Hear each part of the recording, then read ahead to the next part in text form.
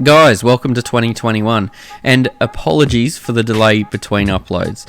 As you can imagine, over the past few weeks, like Christmas, New Year's, trying to get started in 2021, I've kind of been taking it easy, like most people, of course. So getting right into things, this tiny Apple device has received so many top reviews since it came out here in Australia, and it's been near impossible to get your hands on one. I was fortunate enough to receive this as a gift from my wife for Christmas, and she definitely pulled off a logistical masterclass, to say the least. Anyway, this device is brilliant. It is so small, yet the sound it produces is absolutely crazy. I turn it on, I put my favourite music on, I put my favourite playlists on, and it's often very easy to forget that the device is so small. My wife has even commented on how handy it is to have Siri around in the house, particularly when it comes to things like asking for a weather forecast, setting reminders, asking for a news report, and setting timers when we cook. We actually have our HomePod set up in the kitchen, and it's really handy to throw something voice commands when you're chasing around an 11-month-old as well. So that's very, very convenient. The HomePod Mini, when you pick it up, it actually has a fair bit of weight behind it too. It feels very substantial in the hand, and it's roughly about the size of a softball.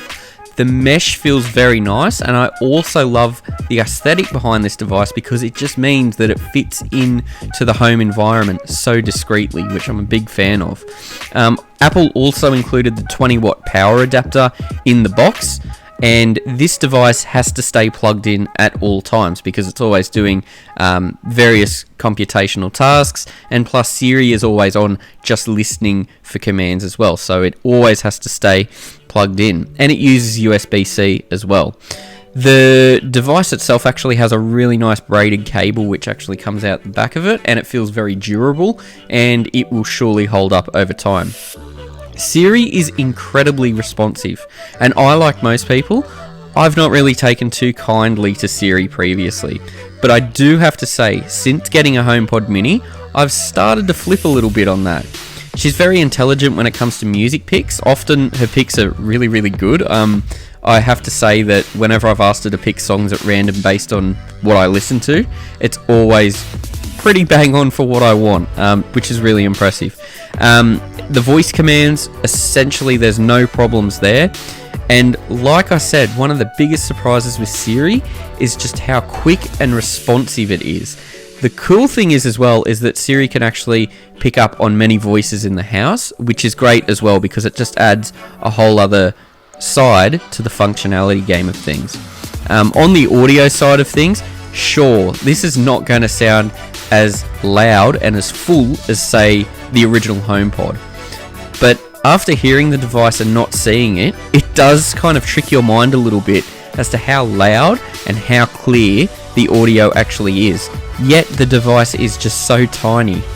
The device packs the Apple S5 chip, which can be found in the Apple Watch Series 5, and it utilizes a bit of new tech that Apple calls computational audio.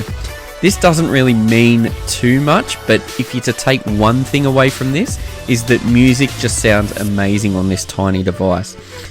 Remember, if we go back to the start, this device cost $150 Australian, and it's no surprise that it's in such high demand.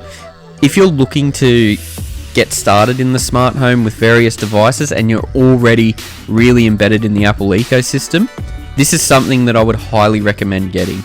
So thanks for watching, guys. I really appreciate it. It's a bit of a quick one, and I do appreciate the views. So if you really do like this video, please feel free to give it a thumbs up. If you want to see more content like this, please let me know. And until the next video, I will see you guys around.